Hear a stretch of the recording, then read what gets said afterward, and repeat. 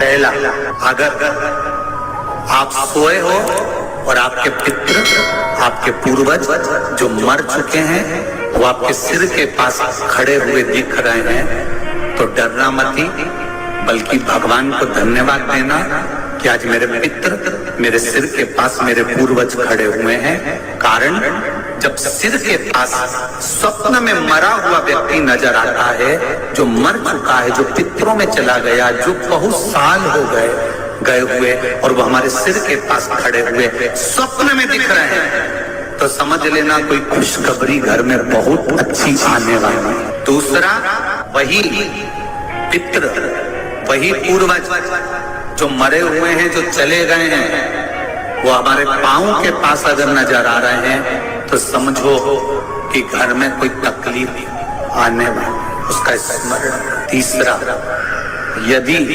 थोड़ी सी देर के लिए हमारे पितृ या हमारे पूर्वज जो मरे गए हैं वो हमें थोड़ी सी देर के लिए दिखे और अचानक ओझल हो गए, समझ लेना कि कोई क्षण भर की समस्या हमारे सामने आएगी, उससे हमें घबराना नहीं है। और चौथा, किसी पेड़ पर या घर के अंदर, घर के बाहर नहीं, घर के अंदर या किसी वृक्ष पर हमारे पूर्वजों को हमने स्वप्न में देखा है तो समझ लेना कि हमारी उन्नति की सीढ़ी बढ़ने वाली है, कोई अच्छा काम हमारी ओर। अब कई लोग कहते हैं हमारे को पितृ दिख रहे हैं, हमारे मरे हुए दादाजी दादी जी वो मर गए तो हमको दिख रहे हैं। गुरु जी कैसा होता है? शिव महापुराण की कथा कहती है, गर्ग संहिता कहती है, स्कंद पुराण कहती है।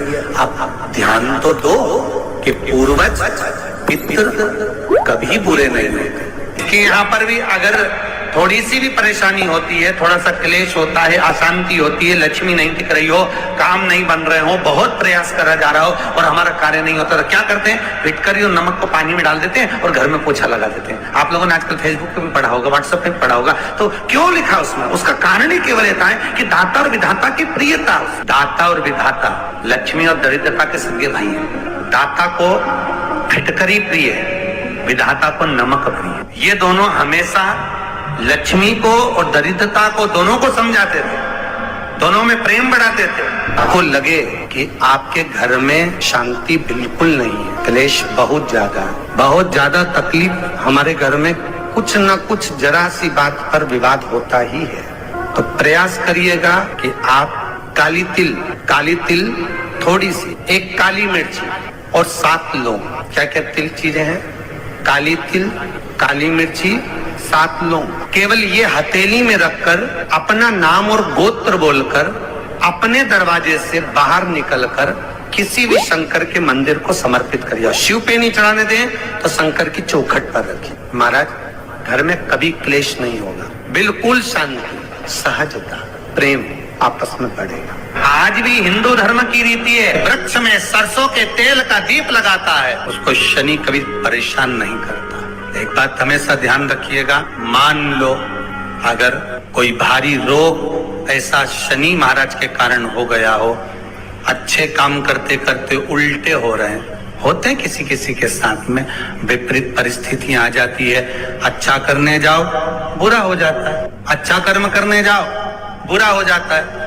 तो पीपल के वृक्ष की जो छाल होती है, छाल देखिए, पीपल के वृक्ष में जो छाल लगी होती है, उस छाल को घिसकर चंदन बनाकर भगवान शंकर का स्नान कराकर, अभिषेक कराकर, पूजन कराने के बाद में पिपलेश्वर महादेव का नाम लेकर, कौन से महादेव? पिपलेश्वर महादेव का नाम लेकर वो जो घिसी हुई छाल होती है, उस छाल का तिलक भगवान शंकर को लगा लो और उसी का थोड़ा सा भाग अपने कंठ पर, मस्तक पर लगाना प्रारंभ कर दो।